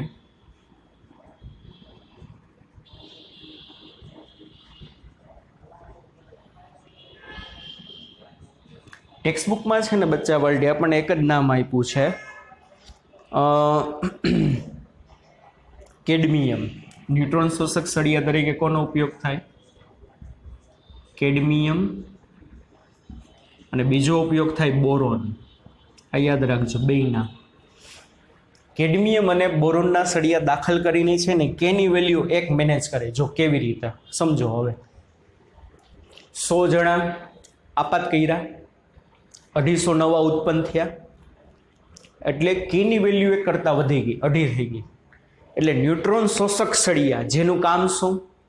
ન્યુટ્રોનનું શોષણ કરવાનું. એટલે એ રિએક્ટરમાં દાખલ થાય. અને રિએક્ટરમાં દાખલ થઈને ન્યુટ્રોન શોષક સળિયા શું કરે ખબર છે? આ 250 ઉત્પન્ન થયા હતા ને, એ 250માંથી 150નું શોષણ કરી જાય. સમજાય છે? કેટલાનું શોષણ કરી જાય? 150નું. તો હકીકતે હવે તમે જુઓ તો ઉત્પન્ન થયેલા ન્યુટ્રોનની સંખ્યા 100 જ કહેવાય. કે ન સમજાતું? 100 આપાત કર્યા, 250 નવા ઉત્પન્ન થયા, કેની વેલ્યુ કરતાં વધી ગઈ. જો ન્યુટ્રોન શોષક સળિયા અંદર તમે દાખલ ના કરો તો 250 શું કરે? બીજા 250નું કરે. એ બીજા 2.5 ગણા 2.5 ગણા 2.5 ગણા 2.5 ગણાનું કરતું જાય કે નહીં? અનબેલેન્સ પ્રક્રિયા થઈ જાય, અનિયંત્રિત થઈ જાય. પણ જેવી કેની વેલ્યુ 1 કરતાં વધે ને એટલે ન્યુટ્રોન શોષક સળિયા અંદર આવશે. 250 ઉત્પન્ન થયા હતા ને એમાંથી 150નું શોષણ કરી લે. તો હકીકતે જોવો તો તમારા ઘર ઉત્પન્ન થયેલા ન્યુટ્રોન હવે કેટલા કહેવાય? 100 જ કહેવાય. 100 આપાત કર્યા હતા, 250 ઉત્પન્ન થયા, 150નું શોષણ થઈ ગયું. તો આગળની વિખંડન પ્રક્રિયા કરવા માટે કેટલા બચ્યા? 100 જ બચ્યા. તો ઉત્પન્ન થયેલા ન્યુટ્રોન હકીકતે 250, પણ 150નું શોષણ થઈ ગયું. તો 100/100 એટલે કેની વેલ્યુ 1 આવી ગઈ. ખાલી ક્રિટિકલ અવસ્થા કહેવાય, નિરંતર શૃંખલા પ્રક્રિયા. હવે આ 100 જણા શું કરે? બીજા 100નું વિખંડન કરે. હવે બીજા 100નું વિખંડન કરે એટલે પાછું શું થાય? 100 આપાત કર્યા, 100નું વિખંડન થયું એટલે નવા 250 ઉત્પન્ન થયા. એટલે આપાત થયેલા 100, ઉત્પન્ન થયેલા 250, એટલે પાછી કેની વેલ્યુ 250/100 એટલે 1 કરતાં વધી ગઈ. એટલે પાછા ન્યુટ્રોન શોષક સળિયા અંદર આવે. કાં બોરોન ના હોય કાં કેડમિયમ ના. અંદર આવીને શું કરે? 250માંથી 150નું શોષણ કરી જાય. એટલે બચ્યા તો કેટલા? આગળની પ્રક્રિયા કરવા માટે 100 જ બચ્યા. તો પાછું 100 ઉત્સર્જિત, 100 આપાત, એટલે પાછી કેની વેલ્યુ 1. એટલે આ પાછા 100 શું કરે? બીજા 100નું વિખંડન કરે. તો પાછા નવા 250 ઉત્પન્ન થાય. કારણ કે એક જણો 2.5 ઉત્પન્ન કરે, 100નું વિખંડન થયું એટલે 250, એટલે પાછી કેની વેલ્યુ 1 કરતાં વધી. એટલે જેવી કેની વેલ્યુ બચ્ચા પલટી 1 કરતાં વધે ને એટલે વધારાના ન્યુટ્રોનનું શોષણ કરી જાય. એટલે દરેક તબક્કે હવે થાય શું? 100. આ તો અનિયંત્રિત થઈ ગઈ હતી. દર વખતે 2.5 ગણું 2.5 ગણું 2.5 ગણું 2.5 ગણું 2.5 ગણું 2.5 ગણું 2.5 ગણું 2.5 ગણું વધતું જાય. પુષ્કળ માત્રામાં દર વખતે 2.5 ગણી એનર્જી વધતી જાય. ન્યુક્લિયર બ્લાસ્ટ થઈ જાય, અણુબોમ્બ પરમાણુ બોમ્બમાં થાય. પણ આપણે તો ન્યુક્લિયર રિએક્ટર જે છે શેના માટે ઉપયોગ કરીએ છીએ? આપણા ઉપયોગ માટે છે, કોઈનો નાશ કરવા માટે નથી. વીજળી પ્રમાણમાં આપણે ઉત્પન્ન કરવા માટે જોઈએ છીએ. તો એટલા માટે શું કરે? બોલો શું કરે છે? એટલા માટે કે ન્યુટ્રોન શોષક સળિયા અંદર દાખલ કરીને પ્રક્રિયાને નિયંત્રિત કરી નાખે. દર વખતે 100 આપાત થાય, 250 ઉત્પન્ન થાય, 150નું શોષણ. એટલે આગળની પ્રક્રિયા કરવા માટે 100 જ રહ્યા. એટલે પાછા 100નું વિખંડન કરે, 250 ઉત્પન્ન થયા, 150 ખેંચી જાય. એટલે પ્રક્રિયા બેલેન્સમાં આવી ગઈ, જો નિયંત્રણમાં આવી ગઈ. એટલે એટલા માટે આને કહેવામાં આવે નિયંત્રિત શૃંખલા પ્રક્રિયા, જે આપણા અંડર ઓબ્ઝર્વેશન હશે. 1986માં રશિયાના ચેર્નોબિલમાં ન્યુક્લિયર રિએક્ટરમાં ધડાકો થયો હતો. અનિયંત્રિત શૃંખલા પ્રક્રિયા થઈ ગઈ હતી. પ્રોબ્લેમ શું થયો હતો ખબર છે ત્યારે? કે ભાઈ એ લોકો અહીંયા બોરોન અને કેડમિયમના સળિયા દાખલ કરવાને બદલે ભૂલથી ગ્રેફાઇટના સળિયા દાખલ થઈ ગયા. અને ગ્રેફાઇટનું કામ શું? હમણાં આપણે જ કીધું હતું, ગ્રેફાઇટ તો અમુકતાના ન્યુટ્રોનને બારે જતા રોકે, આવો આવો બેહો બેહો, એની સ્પીડ ધીમી પાડે. હકીકતે આપણે સંખ્યાને બેલેન્સ કરવાની હોય તો ગ્રેફાઇટના સળિયા એને એમ કે ભાઈ આમાં બોરોન કે કેડમિયમના સળિયા દાખલ કર્યા છે કે જે વધારાના ન્યુટ્રોનનું શું કરી લેશે? શોષણ કરી લેશે. પણ ભૂલથી ગ્રેફાઇટના સળિયા એન્ટર થઈ ગયા હતા. અને ગ્રેફાઇટના સળિયા ન્યુટ્રોનનું શોષણ ના કરે એટલે લોકોને તો એમ કે ભાઈ ગ્રેફાઇટના સળિયા દાખલ કર્યા એટલે વધારાના ન્યુટ્રોન એની મેરે શોષાતા જતા હશે, જેટલા આપણે ઉપયોગમાં હશે એટલા જ આગળ ઉપયોગી થતા હશે. પણ ભૂલથી ગ્રેફાઇટના આવી ગયા હતા અને પ્રક્રિયા થઈ ગઈ અનબેલેન્સ. બરોબર, અનિયંત્રિત પ્રક્રિયા થઈ ગઈ. નેક્સ્ટ ટાઈમ એવો હોય કે બ્લાસ્ટ થઈ ગયા. સમજાય છે કે નહીં? તો જો કેની વેલ્યુ 1 તમે મેન્ટેન કરો તો નિયંત્રિત શૃંખલા પ્રક્રિયા થાય. કે ઇઝ લેસ ધેન 1 સબક્રિટિકલ અવસ્થા. હવે તમને એમ થાય કે ભાઈ હવે ન્યુક્લિયર રિએક્ટર આપણે બંધ કરી દેવું છે, તો બંધ કરી દેવું હોય તો શું કરવું પડે? બોરોન અને કેડમિયમના સળિયા અંદર જ રખાય ને, કારણ કે કન્ટિન્યુ તમે અંદર રાખશો તો એ શું કરશે? ધીમે ધીમે ધીમે ધીમે ન્યુટ્રોનનું શોષણ કરતા જાય કરતા જાય કરતા જાય કરતા જાય. એક સમય એવો આવે કે જેટલા ન્યુટ્રોન ઉત્પન્ન થયા હોય ને બધાનું શું કરી લે? શોષણ કરી લે. અને બધાનું શોષણ કરી લે તો આગળની પ્રક્રિયા થવાની જ નથી, કારણ કે ચેન રિએક્શનમાં તો શું થાય? એક વખત તમે બારેથી આપાત કર્યું પછી બીજા આપાત ના કરવાનું, નવા નવા નવા નવા નવા નવા શું કરતા જાય? વિખંડન કરતા જાય. પણ સળિયા તો અંદર ને અંદર રાખે, એને પરિણામે ધીમે ધીમે ધીમે ધીમે અંશ ઘટતો જાય. છેદ એટલો નેટો રહે, અંશ ઘટતો જાય એટલે કેની વેલ્યુ ઘટતી જાય અને સબ ક્રિટિકલ અવસ્થા થઈ જાય.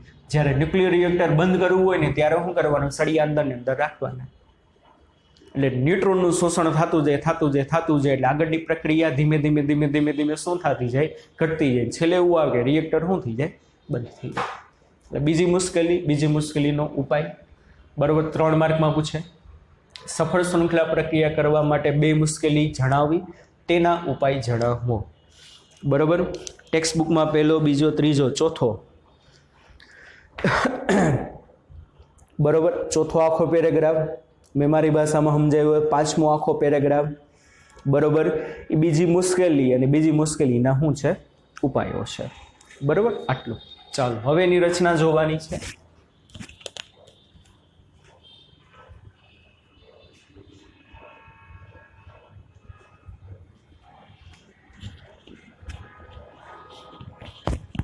રચનામાં કંઈ જાજુ નથી જોવો, પૂછાવાની સંભાવના સાવ ઓછી.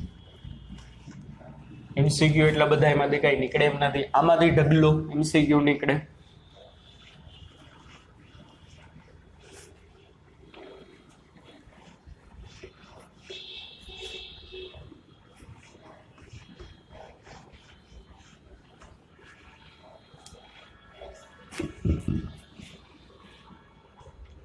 પેજ નંબર 454 ઉપર છઠ્ઠો પેરેગ્રાફ. જેટલું અંડરલાઈન કરાવો એટલું જ કરજો, બાકીનું કાંઈ અગત્યનું નથી. કુદરતી રીતે મળતા યુરેનિયમના વધુ પ્રમાણમાં રહેલા સમસ્થાનિકો 92 યુરેનિયમ 238ના વિખંડનીય થઈ શકે તેવો નથી. 92 યુરેનિયમ, જો કુદરતમાં જે તમને યુરેનિયમ મળી આવે ને એમાં સૌથી વધુ પ્રમાણ કોનું હોય? 92 યુરેનિયમ 238નું. અને 92 યુરેનિયમ 238નું તમે પ્રોપર પ્રમાણમાં વિખંડન કરી શકો નહીં. તો આને પરિણામે આ લોકો પહેલાં કરે શું ખબર છે? 92 યુરેનિયમ 238ને નેપ્ચ્યુનિયમમાં કન્વર્ટ કરે. શેમાં કન્વર્ટ કરે? નેપ્ચ્યુનિયમમાં. પછી એનું વિખંડન કરે રિએક્ટરમાં અને પછી ઉર્જા મળે. એનું સમીકરણ આપેલું છે, જુઓ જી. સમીકરણ તમારે યાદ રાખવાનું. 92 યુરેનિયમ 238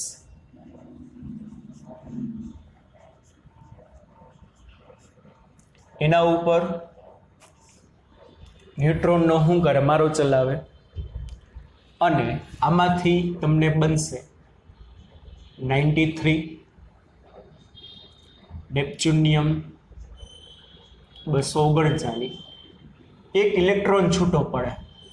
અને જો બચ્ચા પલટી ઇલેક્ટ્રોનને લખાય કેવી રીતે ખાસ યાદ રાખજો, E માઇનસ અથવા આ રીતે લખાય -1 E0. કારણ કે આપણે પ્રોટોનને કેવી રીતે લખી, પ્રોટોનનો ચાર્જ અને ઇલેક્ટ્રોનનો ચાર્જ સરખા, તો પ્રોટોનને આમ લખાય +1 E0. આપણે ન્યુટ્રોનને કેવી રીતે લખી છીએ, 0n1 લખી છીએ કે નહીં? શા માટે ન્યુટ્રોનને 0n1 લખી છે? કારણ કે ન્યુટ્રોનને કંઈ ચાર્જ નથી, નીચે એનો ચાર્જ દર્શાવે. શું દર્શાવે? એનો ચાર્જ. તો ઇલેક્ટ્રોનને આ રીતે લખાય E માઇનસ બરાબર -1 E0. ટેક્સ્ટ બુકમાં આ રીતે લખ્યું, પણ હું તમને આમ લખાવું એટલે વધુ ખબર પડે. અને એક એન્ટી ન્યુટ્રીનો છૂટો પડે. આ પ્રક્રિયા યાદ રાખવાની. મે બી ખાલી જગ્યામાં પૂછાય તમને કે 92 યુરેનિયમ 238 ઉપર ન્યુટ્રોનનો મારો ચલાવો ને એટલે નેપ્ચ્યુનિયમ બને. એક ઇલેક્ટ્રોન છૂટો પડે અને એક એન્ટી ન્યુટ્રીનો છૂટો પડે. આને શું કહેવામાં આવે? એન્ટી ન્યુટ્રીનો. હકીકત આપણે આલ્ફા બીટા ગેમા નીકળી ગયું, બાકી એમાં સરસ મજાનું બધું ડિટેલમાં આવે, પણ અત્યારે તમારે યાદ રાખવું પડશે. બરોબર. હવે જો પ્રક્રિયા પહેલાનો ક્રમાંક 92 + 0 92 છે. પ્રક્રિયા પછી પણ એટલો જ હોવો જોઈએ, એટલો જ છે. 93 + -1 છે કે નહીં? 93 - 1 એટલે કેટલું છે? 92 જ કહેવાય. પ્રક્રિયા પહેલાનો દળાંક 238 + 1 એટલે 239. પ્રક્રિયા પછી એટલો જ છે, 239 + 0 એટલે એટલો જ છે. અને આ તો ફંડામેન્ટલ પાર્ટિકલ છે, ન્યુટ્રીનો, એન્ટી ન્યુટ્રીનો, આની પહેલા વાત કરી હતી. એટલે યુરેનિયમ 238 કુદરતમાં વધુ મળી આવે, પણ એટલું બધું અસરકારક વિખંડન ઉપજાવી શકે નહીં. એટલા માટે એને પહેલા નેપ્ચ્યુનિયમમાં કન્વર્ટ કરે અને નેપ્ચ્યુનિયમને પછી પ્લુટોનિયમમાં કન્વર્ટ કરે. કેમાં કરે? 93 નેપ્ચ્યુનિયમ 239 એમાંથી મળે તમને પ્લુટોનિયમ 94 239. એક ઇલેક્ટ્રોન છૂટો પડે ને એક એન્ટી ન્યુટ્રીનો છૂટો પડે. 94 - -1 થઈ ગયા 93. 239 ના 239 છે. એટલે આ પ્રક્રિયા જસ્ટ તમારે યાદ રાખવાની, ખાલી જગ્યામાં પૂછાવાની સંભાવના પૂરેપૂરી. ચાલો હવે, અને આ જે પ્લુટોનિયમ મળે ને એનો ઉપયોગ થાય. શેમાં ઉપયોગ થાય? ન્યુક્લિયર રિએક્ટરમાં. પછી આનું વિખંડન કરે અને પછી ધીમે ધીમે સફળ શૃંખલા પ્રક્રિયા એમાં આગળ વધે. હવે જોવો જોઈએ, એમાં એક એનો બ્લોક ડાયાગ્રામ આપેલો છે ન્યુક્લિયર રિએક્ટરનો.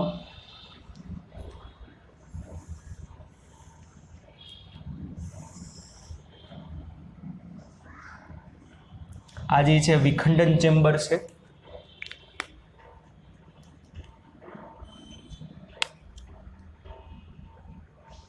વિખંડન ચેમ્બરનો આ ગર્ભ કે જેમાં વિખંડન ચાલતું હોય. આ ન્યુટ્રોન શોષક સળિયા,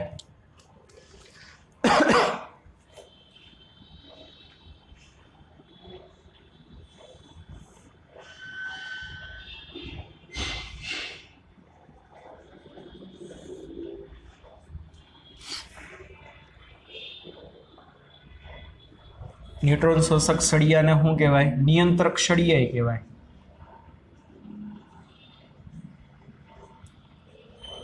કોના બનેલા હશે?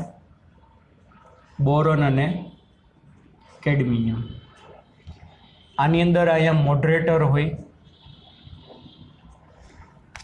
મોડરેટરનું કામ શું? ગર્ભમાં વિખંડન થાય તો જે નવા ન્યુટ્રોન ઉત્પન્ન થયા હોય એની સ્પીડને શું કરે? ઘટાડે.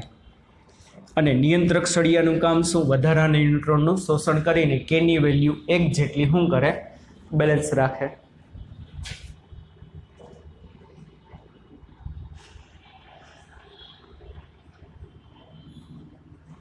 હમણાં સમજાવું છું આખું.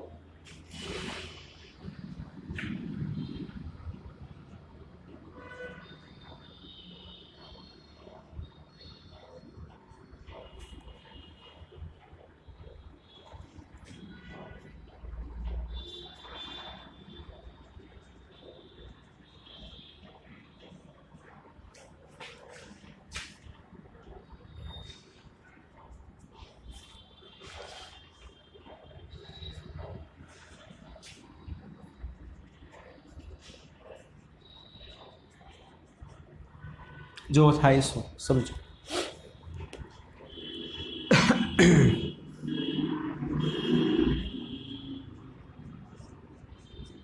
શું કરે ખબર છે કેવી રીતે વર્ક કરે? જો આ ગર્ભમાં શું થાય, ગર્ભમાં યુરેનિયમનું પ્લુટોનિયમને યુરેનિયમને નેપ્ચ્યુનિયમને પ્લુટોનિયમમાં કન્વર્ટ કરે અને પછી એનું વિખંડન થાય.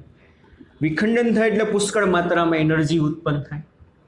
એટલે અહીંથી શું કરે, અંદર ઠંડુ પાણી દાખલ કરે અને અહીંથી આ ઠંડુ પાણી અંદર અહીંયા દાખલ કરે એટલે પાણી શું છે, ઉર્જાના કોન્ટેક્ટમાં આવે. એટલે બધું પાણી જે છે ને, બધું પાણી વરાળમાં કન્વર્ટ થાય. કેમાં કન્વર્ટ થશે? વરાળમાં. એટલે બધી વરાળ ધીમે ધીમે ધીમે ધીમે ધીમે ધીમે ધીમે ધીમે ધીમે ધીમે અહીંયા છે ને એક પ્રેશર પંપ હોય. શું અહીંયા? પીપી એટલે શું હશે? પ્રેશર પંપ હોય. હવે એ પ્રેશર પંપમાં બધી વરાળ અહીંયા ભેગી થાય અને પછી શું કરે ખબર છે? એ પ્રેશર પંપથી બધી વરાળને શું કરે? અહીંયા છોડે. હવે એ જે બધી વરાળ છે ને અહીંયા અંદર દાખલ થાય. હવે આ છે ને આખું તમારું શીતક હોય. શું હોય? આ શીતક. એટલે વરાળ જેવી અહીંયા અંદર દાખલ થશે ને એટલે વરાળમાંથી અહીંથી આ કન્ડેન્સરમાંથી એ પાણીનો મારો ચલાવતા હોય. એટલે વરાળ બધી શું થાય? ઠંડી પડે. શું થશે? બધી વરાળ ઠંડી પડે. એ બધી વરાળ ઠંડી પડીને શેમાં કન્વર્ટ થાય? પાણીમાં. એ બધી વરાળ ઠંડી પડીને પાણીમાં, ને અહીંથી જે પાણી આવ્યું હશે વરાળમાં કન્વર્ટ થાય અને વરાળને અહીંયા આગળ એક ટર્બાઇન હશે. શું હશે? એક ટર્બાઇન, બરાબર, ડાયનેમો જનરેટર હશે. વરાળને અહીંયા શું કરે? ટર્બાઇન તરફ દાખલ કરીને ટર્બાઇનથી શું થશે તો કે આખી ટર્બાઇન આખું ફરે. તે વરાળની બધી ઉર્જા ધીમે ધીમે ધીમે ટર્બાઇનમાં વપરાય એટલે ધીમે ધીમે ધીમે પાણીમાં કન્વર્ટ થઈને અહીંથી દાખલ થાય. એટલે આ વરાળ અહીંયા પાણીમાં કન્વર્ટ થઈ એટલે પાછું અહીંયા ઠંડુ પાણી આવે. પાછું ઠંડુ પાણી અહીંયા દાખલ થાય. અહીંયા પાછું ઠંડુ પાણી દાખલ થાય એટલે વરાળમાં કન્વર્ટ થાય. એ વરાળ પાછી ધીમે ધીમે ધીમે ધીમે ધીમે ધીમે પ્રેશર પંપમાં આવે. અહીંયાને ભેગી કરે. ભેગી કરીને એને અહીંયા અંદર દાખલ કરે એટલે એ કન્ડેન્સરમાં, કેમાં? કન્ડેન્સરમાં એ વરાળ ઠંડી પડે પાણી દ્વારા. તો એ પાણીમાં કન્વર્ટ થઈને ઠંડુ પાણી નીચે ઉતરી જાય અને અહીંયા જે ઓલરેડી પાણી હતું એની વરાળ બનીને વરાળને અહીંયા ટર્બાઇન તરફ ફેંકે અને ટર્બાઇનને ધીમે ધીમે ધીમે શું કરે? ફેરવે. અને ટર્બાઇન ફરે અને પરિણામે શું થાય? ઇલેક્ટ્રિસિટી જનરેટ થાય. સમજાય છે કે નહીં? તો પેજ નંબર 455 ઉપર એની આકૃતિ આપેલી છે. 2 મિનિટમાં જરાક વાંચી લઉં. 454 ઉપર પહેલાં તો છેલ્લો પેરેગ્રાફ. ઉષ્મીય ન્યુટ્રોન વિખંડન પર આધારિત ન્યુક્લિયર રિએક્ટરની રેખાકૃતિ દર્શાવેલી છે. રિએક્ટરનો ગર્ભનો અંદરનો મધ્ય ભાગ એ ન્યુક્લિયર વિખંડન સ્થાન છે. એટલે આમાં શું થતું હોય? વિખંડન થતું હોય, બરાબર. તે યોગ્ય સ્વરૂપમાં રચીને રાખેલા બળતણ તત્વો બળતણ એટલે શું? જેનું વિખંડન થાય, બરાબર. બળતણ તરીકે યુરેનિયમ એટલે કે કુદરતી રીતે મળતા યુરેનિયમમાં હોય તેના કરતાં 92 યુરેનિયમ 235નું પ્રમાણ વધુ હોય તેવા યુરેનિયમનો ઉપયોગ થાય. સમૃદ્ધ યુરેનિયમ એટલે શું? કુદરતમાં મળી આવે 238 પણ પ્રોસેસ કરીને 235માં કન્વર્ટ કર્યું હોય. આ ગર્ભમાં સામેના પેજ ઉપર ન્યુટ્રોનને ધીમા પાડવા માટે મોડરેટર હશે. અહીંયા બધું વર્ણન કરેલું છે આકૃતિનું. ગર્ભની આસપાસ લીકેજ ઘટાડવા માટે પરાવર્તક સપાટી હોય. મે બી એવું બને કે અમુક ન્યુટ્રોન ઉપર મોડરેટરની અસર ન થાય તો એ બહારે જવાની પૂરેપૂરી સંભાવના છે. તો અંદરની જે સપાટી હોય ને ન્યુટ્રોન પરાવર્તક સપાટી હોય. કેવી સપાટી હોય ગર્ભની અંદરની? તો ન્યુટ્રોન પરાવર્તક સપાટીનું કામ શું? માની લો અમુક ન્યુટ્રોન છે મોડરેટર વડે ઠંડા ન પડ્યા, 2 MeV જેટલી ઉર્જા ના ઘટી તો રિએક્ટરમાંથી બહાર જવાની પૂરી સંભાવના છે. તો એને ન્યુટ્રોન પરાવર્તક સપાટી, આ દિવાલ છે ને ફરતી દિવાલ, ન્યુટ્રોન પરાવર્તક સપાટી વડે કોટિંગ કરી દીધું. એટલે જેવા ન્યુટ્રોન બહાર જશે ને એટલે એને બહાર નહીં જવા, પાછા શું કરે તો કે અંદર મોકલે. એટલા માટે અહીંયા અંદર લખ્યું છે પરાવર્તક સપાટી, અહીંયા એરો કરીને આકૃતિમાં. આ બધાને ધારણ કરતું પાત્ર વિખંડન રેડિયો એક્ટિવિટી નિપજોને લીક થતું રોકાવે છે. એટલે અંદરથી કોઈ બહાર ના જઈ શકે. આ સમગ્ર તંત્ર નુકસાનકારક વિકિરણ બહાર ન આવે તે રીતે રક્ષિત કરી દેવામાં આવે છે. ન્યુટ્રોનનું પુષ્કળ શોષણ કરી શકે તેવા સળિયા, દાખલા તરીકે કેડમિયમ અને બોરોનની મદદથી રિએક્ટરને બંધ કરી શકાય. હમણાં કીધું ને કન્ટિન્યુ તમે સળિયા અંદરને અંદર રાખો તો ન્યુટ્રોનનું શોષણ કરતા જાય ને છેલ્લે રિએક્ટર બંધ થઈ જાય. શીતક ઉષ્માને કાર્યકારી તરલમાં પહોંચાડે છે અને વરાળ ઉત્પન્ન કરે છે અને વરાળ ટર્બાઇન તરફ ચાલે છે અને વિદ્યુત ઉત્પન્ન કરે છે. કોઈ પણ આ વસ્તુ તમારે પૂછાય કે ભાઈ ન્યુક્લિયર રિએક્ટરની રેખાકૃતિ દોરાવી દે, એની રચના સમજાવો, તમારી ઓન લેંગ્વેજમાં તમે લખી શકો. પણ આમાં જે મુદ્દા છે બધા મોસ્ટ ઓફ આવી જવા જોઈએ. કોઈ પણ પાવર રિએક્ટરની જેમ જ ન્યુક્લિયર રિએક્ટર ખાસી માત્રામાં બિનઉપયોગી પદાર્થો ઉત્પન્ન કરે છે, પરંતુ ન્યુક્લિયર કચરો રેડિયો એક્ટિવિટી અને જોખમી હોવાથી તેના નિકાલ માટે વિશેષ કાળજી. એક વખત આમાં યુરેનિયમનું વિખંડન થઈ ગયું, ઉર્જા મળી ગઈ, પછી આપણા માટે કંઈ કામનું નહીં, તો આપણા માટે કચરો કહેવાય. પણ આને ન્યુક્લિયર કચરો કહેવાય. કેવો કહેવાય? ન્યુક્લિયર કચરો, જે તમે જાહેરમાં ફેંકી શકો નહીં, કારણ કે એમાંથી થોડુંક રેડિયેશન તો શું થતું હોય, ઉત્પન્ન થતું જ હોય. તમે સાંભળ્યું જ હશે 1942માં જાપાનમાં અણુબોમ્બ ફૂટ્યો હતો, પણ એ ઉર્જાની અસર એના માણસો ઉપર હજી છે. એટલું રેડિયેશન તીવ્ર હોય. એના ડીએનએ બંધારણમાં શું કરી નાખ્યા છે? ચેન્જ કરી નાખ્યા છે. બરાબર, ચાલો, બીજું એમાં કંઈ જાજુ નથી. ઓકે, ચાલો, એટલે રિએક્ટર પતી ગયું. એની મુશ્કેલી જોઈ, મુશ્કેલી મોસ્ટ આઈએમપી, નિવારણ મોસ્ટ આઈએમપી. પણ એની રચનામાં પૂછાય તો તમારી રીતે આવી આકૃતિ દોરી અને તમારી લેંગ્વેજમાં તમે લખી નાખો તો ચાલે.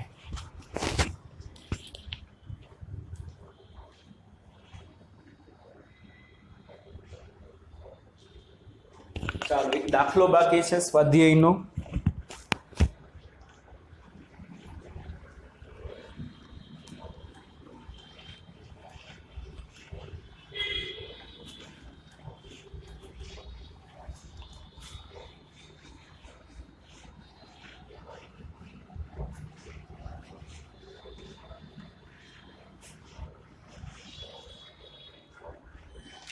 સ્વાધ્યાયનો 18મો દાખલો. બધા દાખલા તો આ લોકોએ બાકીના વર્ષ પૂરતા ડિલીટ કરી નાખ્યા છે. બાકીના હું મૂકીશ, જેને જોવો હોય પછી જોઈ લો, પણ અમુક સમય પછી મૂકવામાં આવશે. ચાલો, સ્વાધ્યાયનો 18મો દાખલો.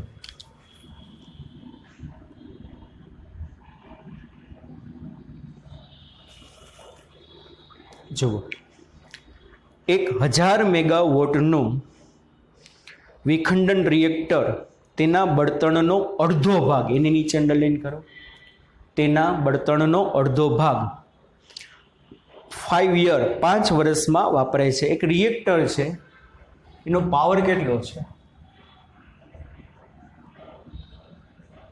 1000 મેગાવોટ. ચાલો, મેગા એટલે 10⁶, 1000 એટલે 10�3, મેગા એટલે 10⁶ વોટ, એટલે આ થાય 10⁹ વોટ. આટલો પાવર ઉત્પન્ન કરે ને 10⁹ વોટ એટલે હું ખબર છે બચા પાર્ટી?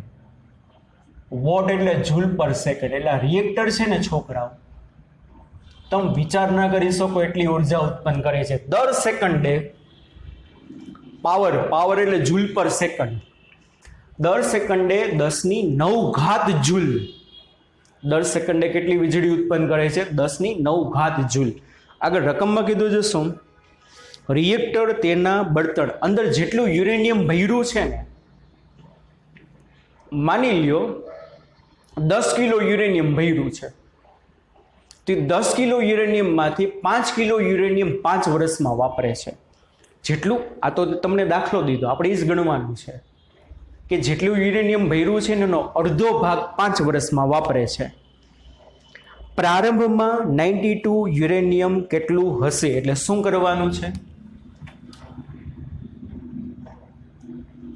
શરૂઆતમાં 92 યુરેનિયમ 235 નું દળ કેટલું હશે?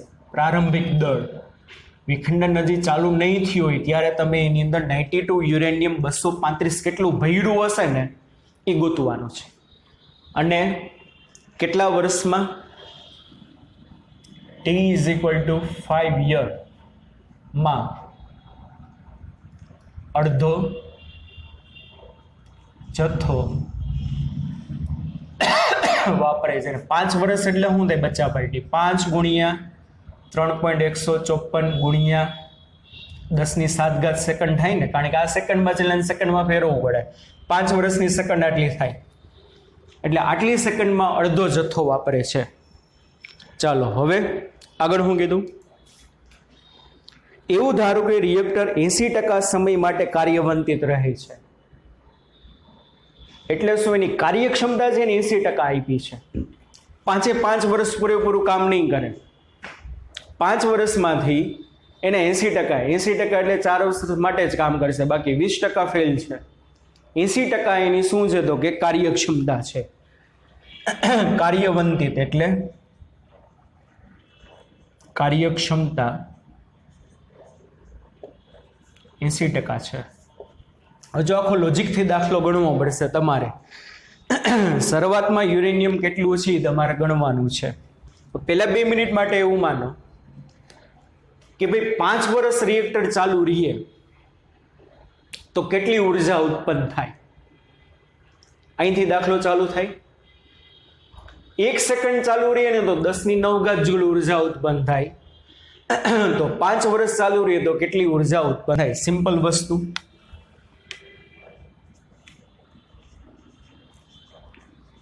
રિએક્ટરે 5 યરમાં, સરખું સમજો છોકરાઓ, રિએક્ટરે 5 યરમાં ઉત્પન્ન કરેલ ઉર્જા, ચાલો કેવી રીતે મળે બચ્ચા પાર્ટી? 10⁹ જૂલ પર સેકન્ડ, એટલે 1 સેકન્ડ ચાલુ રહીએ તો 10⁹ જૂલ. 1 સેકન્ડમાં ઉર્જા 10⁹ જૂલ. તો આપણે તો કેટલી સેકન્ડ છે? આટલી. 5 યરમાં ઉત્પન્ન થતી ઉર્જા કેટલી તો કે ઈ. તો 5 વર્ષમાં ઉત્પન્ન થતી ઉર્જા સમજો સરખું, ઉર્જા કેટલી હશે? ઈ બરાબર 10⁹ એને ગુણ્યા 5 યર, પણ 5 યરની સેકન્ડ કેટલી? આટલી. 5 ગુણ્યા 3.154 ગુણ્યા 10⁷ સેકન્ડ. સરખું સમજો. 5 વર્ષમાં આટલી ઉર્જા ઉત્પન્ન કરે, 1 સેકન્ડમાં આટલી કરે, તો 5 વર્ષ ચાલુ રહે તો આટલી ઉત્પન્ન કરે. પણ આપણે તો કીધું ને કાર્યક્ષમતા 80% જ છે. કાર્યક્ષમતા કેટલી છે? 80%.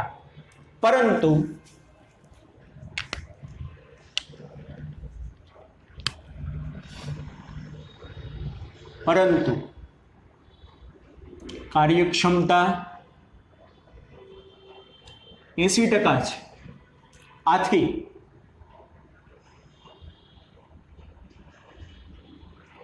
ઉત્પન્ન થતી ચોખ્ખી ઉર્જા એટલે નેટ એનર્જી, બોલો કેટલી થશે? ઉત્પન્ન થતી ચોખ્ખી ઉર્જા E ડેશ બરાબર કેટલી થશે? 80% ઓફ E. જો 5 વર્ષ ચાલુ રહ્યું હોત ને તો આટલી ઉર્જા ઉત્પન્ન કરત. પણ આપણે તો કીધું 5 વર્ષ ચાલુ નહીં, એને 80% સમય જ ચાલુ રહે છે. સમજાય છે કે નહીં? 5 વર્ષ ચાલુ હોય તો આટલી ઉર્જા ઉત્પન્ન કરે, પણ 80% સમય જ ચાલુ રહે છે. ટકામાંથી સાદા સ્વરૂપમાં જવું હોય તો 100 વડે ભાગવું પડે, તો અને 100 વડે ભાગો એટલે 0.8. તો નેટ એનર્જી કેટલી હશે? 0.8 ગુણ્યા 10⁹ ગુણ્યા 5 ગુણ્યા 3.154 ગુણ્યા 10⁷ જૂલ. આટલી નેટ એનર્જી હશે. રિએક્ટર આટલી ઉર્જા ઉત્પન્ન કરે. હવે મારે શું કરવાનું છે? આટલી ઉર્જા ઉત્પન્ન કરે એના માટે કેટલું યુરેનિયમ હશે? હવે સમજાય છે કે નહીં? ફરીથી આખું સ્ટેટમેન્ટ સમજાવું.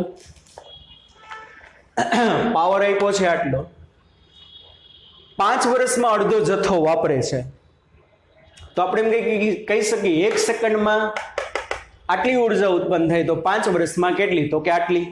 પણ કાર્યક્ષમતા તો 80% જ છે, એટલે 5 વર્ષમાં આટલી ઉર્જા ઉત્પન્ન થઈ હશે.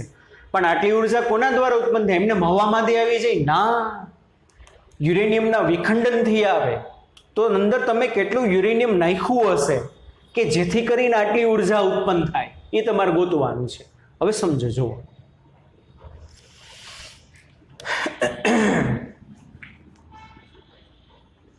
92 યુરેનિયમ 235 નો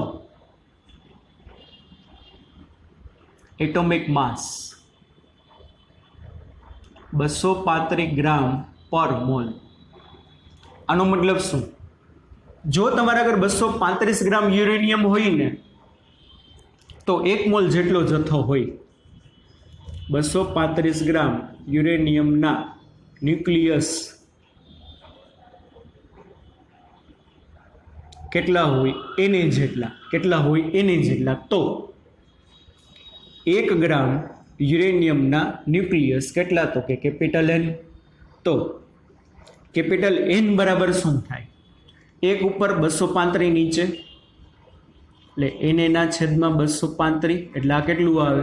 6.023 ગુણ્યા 10⁻23 ના છેદમાં 235 એટલે આ શું થશે? બોલો બચ્ચા પાર્ટી, આને શું કહેવાય? 1 ગ્રામ યુરેનિયમના ન્યુક્લિયસની સંખ્યા. સમજો, તમે જો અંદર 1 ગ્રામ યુરેનિયમ હોત ને, અંદર 1 ગ્રામ, તો એના આટલા ન્યુક્લિયસ હોત. તો એક વસ્તુ મને ખબર છે, યુરેનિયમના એક ન્યુક્લિયસનું વિખંડન થાય ને તો 200 mev ઉર્જા મળે. આવી ગયું થિયરીમાં. યુરેનિયમના એક ન્યુક્લિયસનું વિખંડન, જો આ દાખલો 2 વાર જોજો તો ખબર પડશે.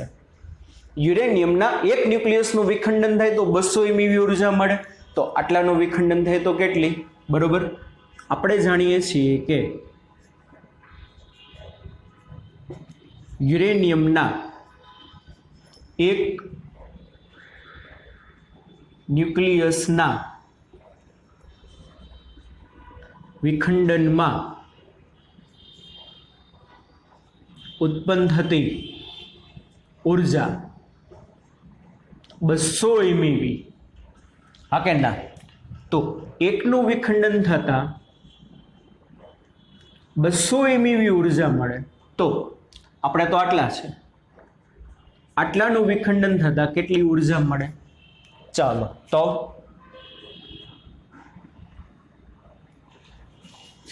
E ટ્રિપલ ડેશ બરાબર 200 m એટલે 10⁶, EV એટલે 1.6 ગુણ્યા 10⁻⁹. સમજાય છે કે નહીં? 200 m એટલે 10⁶, EV એટલે 1.6 ગુણ્યા 10⁻⁹, અને એને ગુણ્યા n, અને n એટલે આ ગુણ્યા 6.023 ગુણ્યા 10⁻23 ના છેદમાં 235. 6.023 ગુણ્યા 10⁻23 ના છેદમાં શું થાય? 235. આ શું કહેવાશે? બોલો. આ જ ઉર્જા ઉત્પન્ન થઈ, કોને કારણે ઉત્પન્ન થઈ? 1 ગ્રામ યુરેનિયમના ન્યુક્લિયસના વિખંડનથી. એટલે આને બોલાય શું? જૂલ પર ગ્રામ. આટલી ઉર્જા 1 ગ્રામ યુરેનિયમના વિખંડનમાં મળે. હવે જુઓ, તમે સમજો, 5 વર્ષમાં તમને આટલી ઉર્જા મળી હોત ને, 5 વર્ષમાં જો તમને આટલી ઉર્જા મળી હોત ને, તો એનો મતલબ શું? 1 ગ્રામ યુરેનિયમનું વિખંડન થયું હોત. કે ના સમજાણું? મેં શું કર્યું? યુરેનિયમના 1 ગ્રામની અંદર કેટલા ન્યુક્લિયસ છે ગોઈતું, પછી એકનું વિખંડન થાય તો 200 mev મળે. તો 1 ગ્રામ એટલે આટલાનું વિખંડન થાય તો કેટલી મળે? તો તમે એમ કહી શકો, જો 5 વર્ષમાં તમને આટલી ઉર્જા મળી હોત ને તો 1 ગ્રામ જથ્થો વપરાણો હોત. પણ મારે તો 5 વર્ષમાં આટલી ઉર્જા ઉત્પન્ન થઈ છે, તો કેટલો જથ્થો વપરાણો હશે? કે નથી સમજાતું? હા કે ના? તો એમ કહી શકાય શું? E ડબલ ડેશ જેટલી ઉર્જામાં, સોરી, E ટ્રિપલ ડેશ જેટલી ઉર્જા ઉત્પન્ન કરવામાં જરૂરી જથ્થો 1 ગ્રામ છે. E∭ જેટલી ઉર્જા ઉત્પન્ન કરવા માટે 1 ગ્રામ યુરેનિયમની જરૂર પડે, પણ મારે તો 5 વર્ષમાં આટલી ઉત્પન્ન થઈ છે, તો E' જેટલી ઉર્જા ઉત્પન્ન કરવામાં જરૂરી જથ્થો કેટલો, તો કે m ગ્રામ. તો શું થાય બોલો માટે? m બરાબર E' ઉપર E" નીચે, સોરી E' ઉપર E, આને છે ને E" કહી દો. તો E' ઉપર E" નીચે, તો m બરાબર શું બોલો? E' એટલે 0.8 ગુણ્યા 10⁹ ગુણ્યા 5 ગુણ્યા 3.154 ગુણ્યા 10⁷ ના છેદમાં E" એટલે આ 200 ગુણ્યા 10⁶ ગુણ્યા 1.6 ગુણ્યા 10⁻⁻19 ગુણ્યા 6.023 ગુણ્યા 10⁻23 ના છેદમાં 235. છેદનો છેદ ગયા હોય દે અંશમાં, તો તમને m મળે m. અને બચ્ચા પાર્ટી em ની તમારે વેલ્યુ આવશે 1.544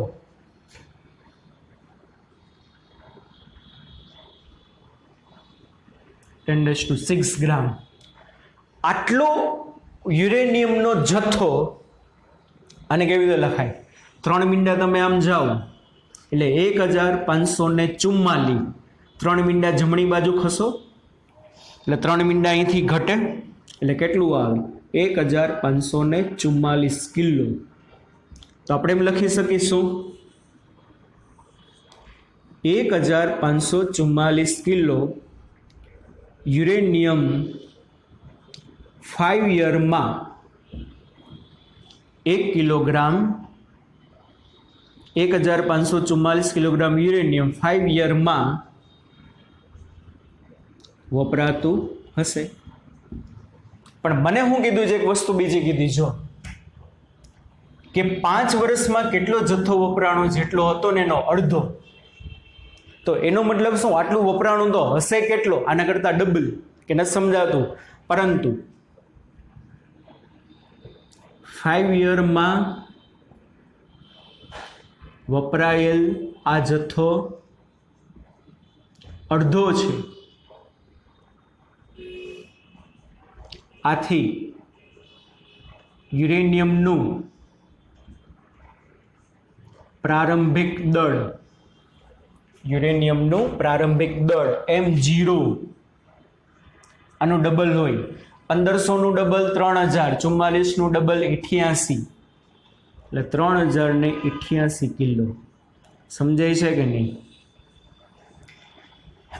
હવે જો ઊંધો આપણે આખો દાખલો જોઈએ તો સરસ સમજાય છે. 3088 કિલો યુરેનિયમમાંથી 5 વર્ષમાં, કેટલા વર્ષમાં? 5 વર્ષમાં 1544 કિલોગ્રામ યુરેનિયમ વપરાશે. અને આટલું યુરેનિયમ વપરાશે ને એટલે એ 5 વર્ષમાં કેટલી એનર્જી ઇમિટ કરશે? આટલી. સમજાય છે? આખું સમજાવી દઉં. રિએક્ટરનો પાવર આટલો, દર સેકન્ડે આટલી ઉર્જા ઉત્પન્ન કરે. 5 વર્ષ સુધી ચાલુ છે તો 5 વર્ષમાં કેટલી ઉર્જા ઉત્પન્ન કરે? આટલી. પણ આપણે કીધું કાર્યક્ષમતા 80% છે, તો આની 80% ઉર્જા ઉત્પન્ન કરવી એટલી. તો હવે મારે શું કરવું પડે? આટલી ઉર્જા ઉત્પન્ન કરવા માટે કેટલું યુરેનિયમ ખર્ચાણું હોય? બરાબર. તો આટલી ઉર્જા ઉત્પન્ન કરવા માટે આટલું યુરેનિયમ 1544 કિલોગ્રામ યુરેનિયમ ખર્ચાણું હશે. હવે એ મારે ગોતવું હોય તો મેં શું કર્યું કે ભાઈ 1 ગ્રામ યુરેનિયમના કેટલા ન્યુક્લિયસ હોય એ પહેલા મેં ગોઈતું. હવે આંકડો મને ખબર છે, 1 ન્યુક્લિયસનું વિખંડન થાય તો 200 MeV ઉર્જા આવે. તો આટલાનું વિખંડન થાય તો કેટલી ઉર્જા? તો આટલી. હવે આટલી ઉર્જા ઉત્પન્ન થાય ક્યારે ઉત્પન્ન થાય? 1 ગ્રામ જથ્થો વપરાય તો. તો જો 5 વર્ષમાં આટલી ઉર્જા ઉત્પન્ન થઈ હોત ને તો 1 ગ્રામ જથ્થો વપરાણો હોત, પણ 5 વર્ષમાં આટલી ઉર્જા ઉત્પન્ન ન થઈ, આટલી, તો આટલા માટે 1 ગ્રામ જથ્થો જોઈએ તો આના માટે કેટલો જથ્થો જોઈએ? ત્રિરાશિ ઉપર જ છે બધું. આટલા માટે 1 ગ્રામ જથ્થો જોઈએ તો આના માટે કેટલો જથ્થો જોઈએ? તો ઈ ડેશ માટે 1 ગ્રામ, તો ઈ ડેશ માટે કેટલો? ઈ ડબલ ડેશ માટે 1 ગ્રામ, તો ઈ ડેશ માટે કેટલો? એટલે આના ગ્રામ મળી ગયા. એટલે આટલું યુરેનિયમ વપરાણું હશે. પણ દાખલામાં એક શરત આપી છે, જેટલો જથ્થો હતો એનો અડધો જ વપરાણું છે. એટલે ટોટલ હશે કેટલું? 3088 કિલો. એમાંથી વપરાણું કેટલું હશે? 1544 કિલો. સમજાણું બચ્ચા બાકી? ચાલો, આ ચેપ્ટર અહીંયા આપણો આજે કમ્પ્લીટ થાય છે. ન્યુક્લિયસ જેટલું ડિલીટેડ છે પછી હું મૂકીશ, બરાબર. જેને જોવાની ઈચ્છા હોય, યુનિટની તૈયારી બાળકો કરતા એ જોઈ શકે છે. કાલથી આપણે નવું ચેપ્ટર ચાલુ કરશું, સેમિકન્ડક્ટર. ઓકે બચ્ચા બાલટી, ચાલો C you then, bye bye, take care, ધ્યાન રાખજો.